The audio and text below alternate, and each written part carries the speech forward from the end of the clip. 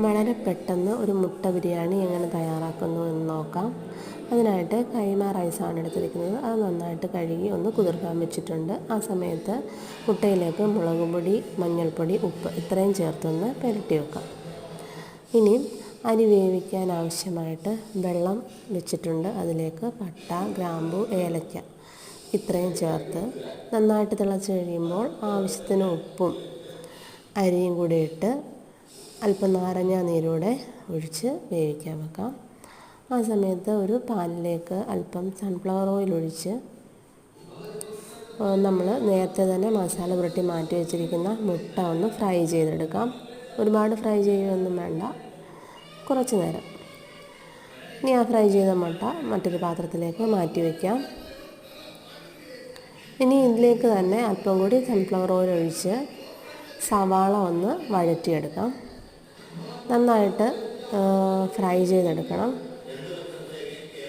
അതിൽ കുറച്ച് ഞാനൊന്ന് മാറ്റി വയ്ക്കുന്നുണ്ട്.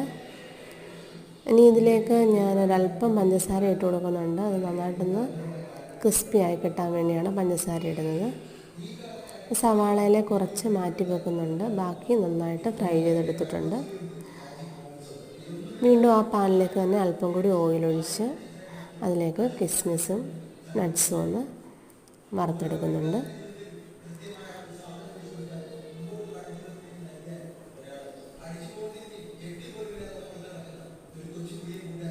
ഇനിയും അതിലേക്ക് നേരത്തെ തന്നെ മാറ്റി വെച്ച ആ സവാള ഒന്ന് ചേർത്ത് കൊടുക്കാം.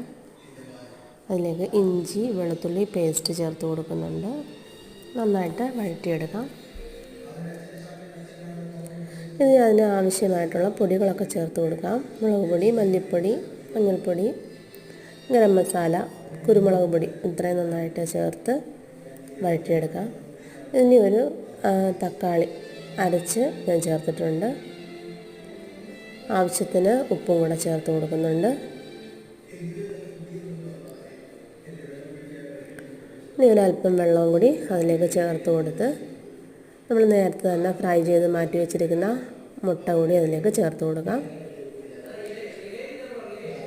ഇനി വേവിച്ച് വെച്ചിരിക്കുന്ന അരിയും കൂടെ ചോറും കൂടെ ചേർത്ത് കൊടുത്ത് അതിലേക്ക് വറുത്ത് വെച്ചിരിക്കുന്ന സവാള, കിസ്മിസ്, നട്ട്സ്, പിന്നെ കുറച്ച് മല്ലിയില ഇത്രയും കൂടെ ചേർത്ത് അടച്ചു വെച്ചൊരു ലോ ഫ്ലെയിമിൽ ഒരു 15 മിനിറ്റ് നമുക്ക് അടച്ചു വെക്കാം. നല്ല രുചിയുള്ള മുട്ട ബിരിയാണി തയ്യാറായിട്ടുണ്ട്. എല്ലാവരും ട്രൈ ചെയ്ത് നോക്കണം. ഇഷ്ടപ്പെട്ടെങ്കിൽ ലൈക്കും ഷെയറും സബ്സ്ക്രൈബും ചെയ്യണം.